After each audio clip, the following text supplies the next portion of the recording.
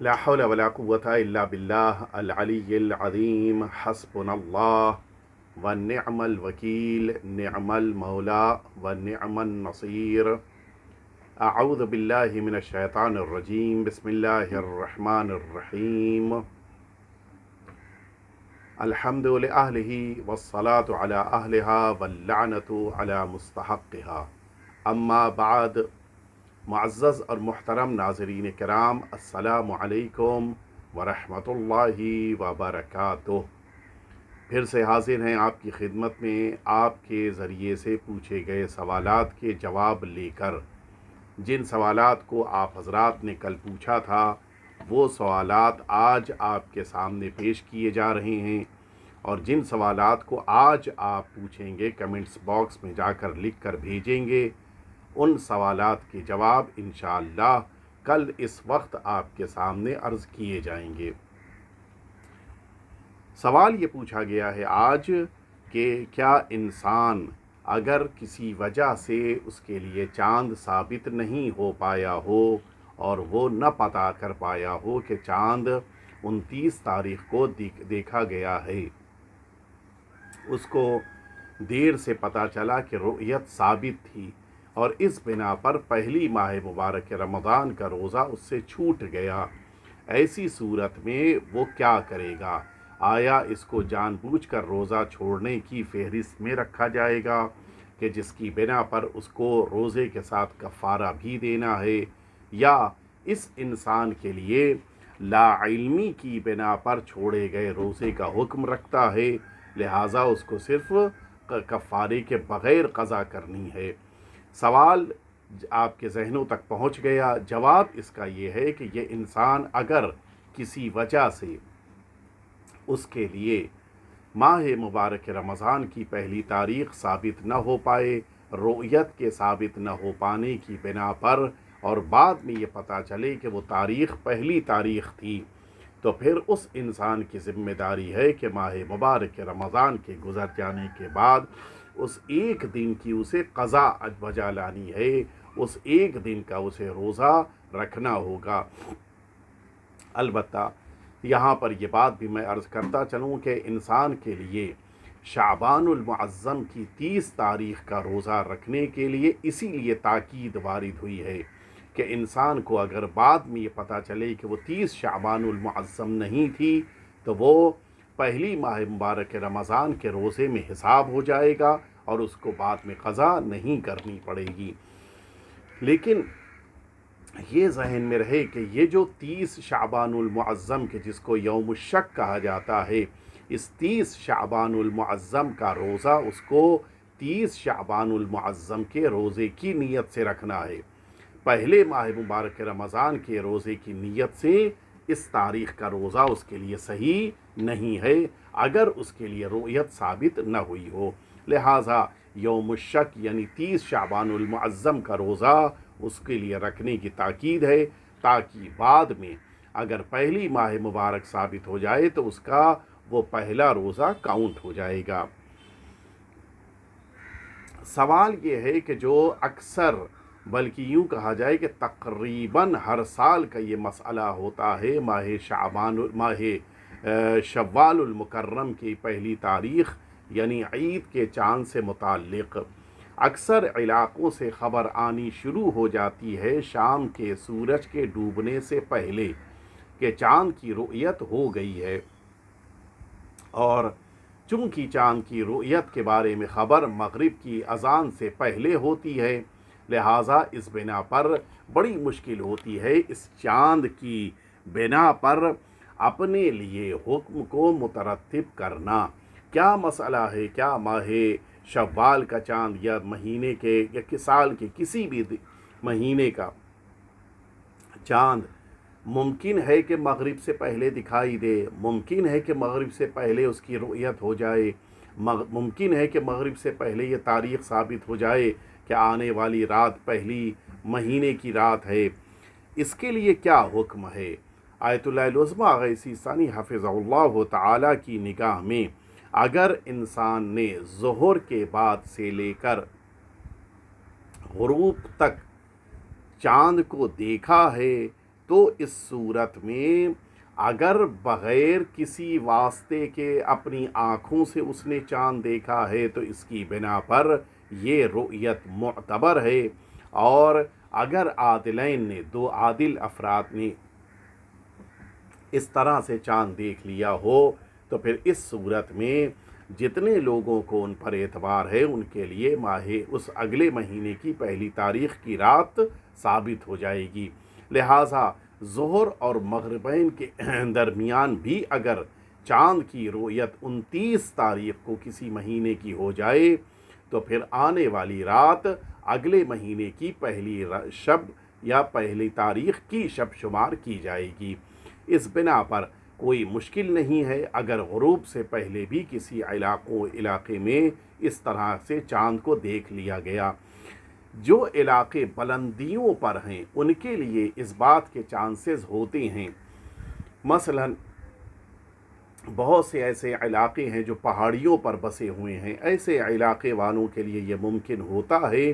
کہ وہ ظہر کے بعد سے لے کر غروب سے پہلے تک کے درمیان چاند کو دیکھ لیں، اور اس بنا پر اگر عادل افراد نے چاند دیکھا ہے تو پھر اس کی بنا پر رؤیت ثابت ہو جائے گی۔ لیکن شرط وہی ہے کہ بغیر کسی واسطے اور وسیلے کے ان سب نے چاند دیکھا ہو۔ اس چاند کے دیکھنے میں ٹیلیسکوپ کا استعمال یا کسی اور آلے کا استعمال نہ کیا گیا ہو۔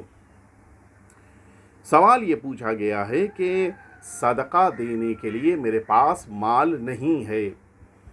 بہت سے ایسے غریب افراد ہیں کہ جن کے پاس اتنا مال نہیں ہوتا کہ وہ صدقہ دے سکیں۔ کیا ایسے افراد یہ جو روز مرہ کا صدقہ دیتے ہیں اپنی جان کی سلامتی کے لیے، آل اولاد کی سلامتی کے لیے، یا خاندان والوں کی سلامتی کے لیے، یا حتیٰ تمام مؤمنین کی سلامتی کے لیے، اس طرح سے جو صدقہ ہر روز انسان نکالتا ہے، کیا اس صدقے کو مال نہ ہونے کی بنا پر بھی نکالا جا سکتا ہے؟ اس طرح کا صدقہ انسان کیسے نکالے گا؟ روایتوں میں صرف صدقے کو درہم و دینار یا مال یا نوٹ کے ذریعے ہی سے نکالنے کا تذکرہ نہیں ہے، بلکہ صدقے کے لیے بہت سے مصادیق وارد ہوئے ہیں۔ حتیٰ روایتوں میں 12 طریقوں سے ذکر وارد ہوا ہے کہ انسان صدقہ نکال سکتا ہے۔ ایک صدقے کا تذکرہ ہے روایتوں میں کہ انسان راستے سے کسی پتھر کو ہٹا دے، یہ بھی صدقہ ہے۔ انسان کسی بھٹکے ہوئے مسافر کو رہنمائی کرتے ہوئے اس کو راستہ بتا دے کہ تمہاری منزل کس طرف ہے، تمہیں کہاں جانا ہے، یہ بھی صدقہ شمار ہوتا ہے۔ کسی مریض کی عیادت کرنے کے لیے انسان پہنچ جائے، یہ عیادت کرنا بھی روایتوں میں صدقہ کہا گیا ہے۔ انسان کسی شخص کو امر بالمعروف کرے، اسے بتا دے کہ تمہارے لیے کیا واجبات ہیں، تمہارے لیے کیا چیزیں اللہ نے طلب کی ہیں، تمہارے لیے کیا چیزیں فرض کی ہیں، ان امر بالمعروف کو اگر لوگوں کو کرتا جائے یہ بھی صدقہ ہے۔ اسی طرح سے نہی عن المنکر،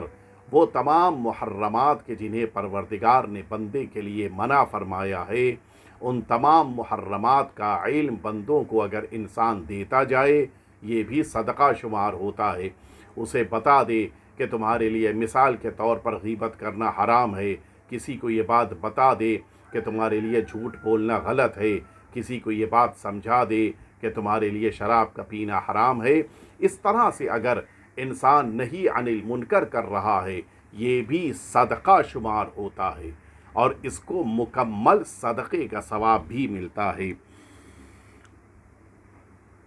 اسی طرح سے انسانوں کے لیے یہ جو سلام کیا جاتا ہے اور جواب سلام دیا جاتا ہے یہ بھی صدقہ قرار دیا گیا ہے۔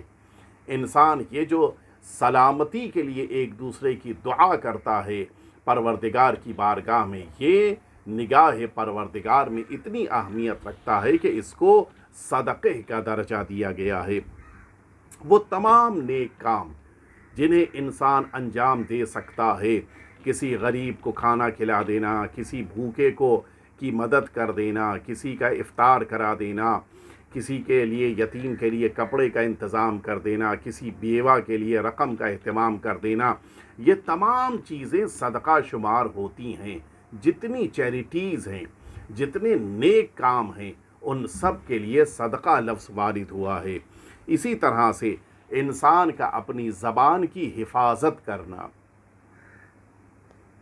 اپنی زبان پر انہی کلمات کو لے کر آئے کہ جن کلمات کو پروردگار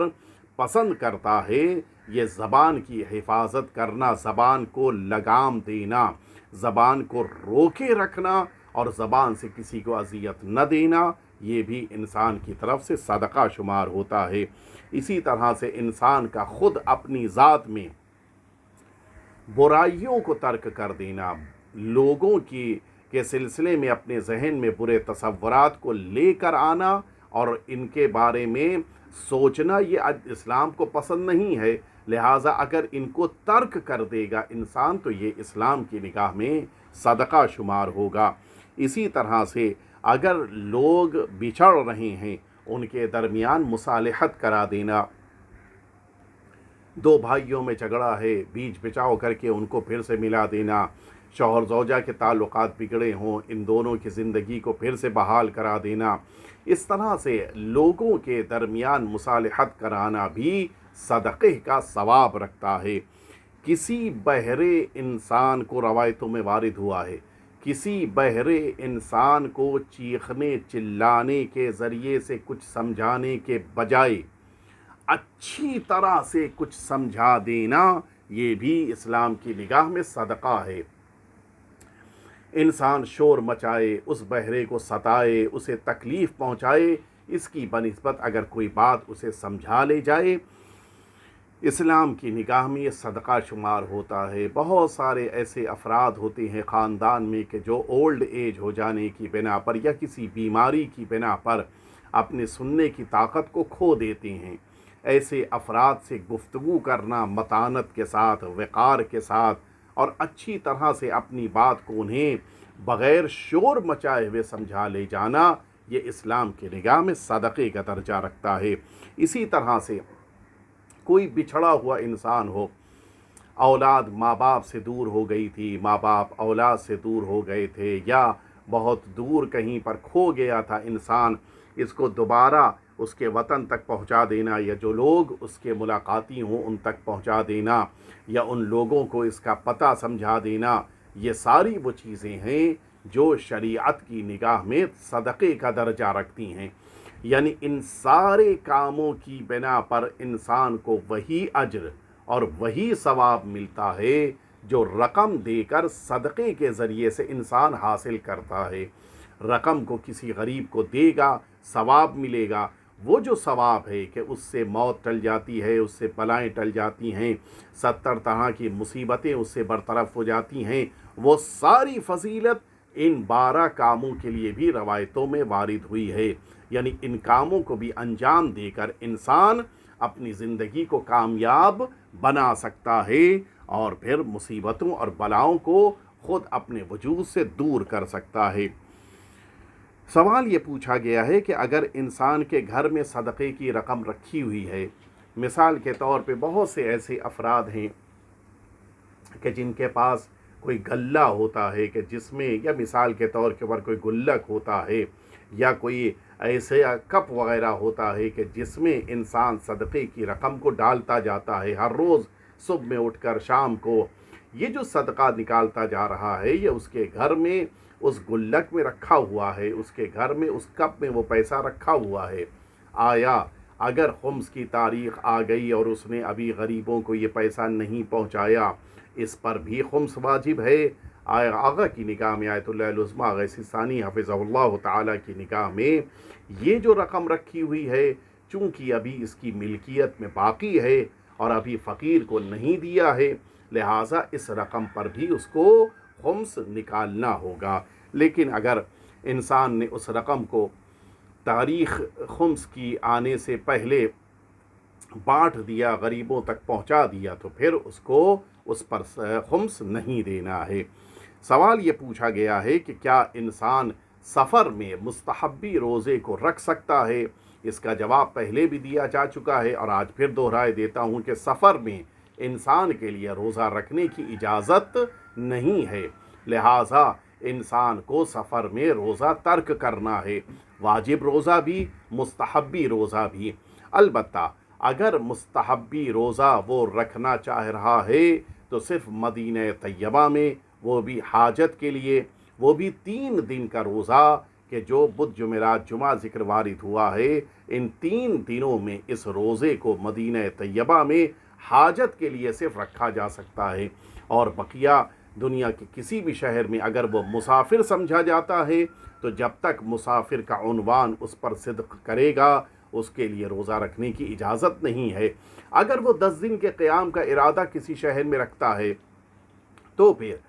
اس انسان کو نماز پوری پڑھنی ہوگی اور اپنا روزہ بھی رکھنا ہوگا، لیکن اگر 10 دن سے کم رہ رہا ہے اور مسافر ہے تو پھر اس کو مسافرت میں روزہ نہ واجب روزہ رکھنے کا اختیار ہے نہ مستحبی روزہ رکھنے کی اجازت ہے، سوا ایک صورت کے جو مدینہ طیبہ کے لیے ہے۔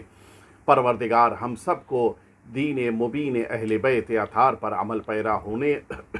اور اپنی دنیا کی اور آخرت کی سنوارنے کی کوشش کرنے کی توفیق عطا فرمائے اور ہمارے آقا اور مولا کے ظہور میں تعجیل فرمائے۔ وصلی اللہ علی سیدنا محمد وآلہ الطاہرین۔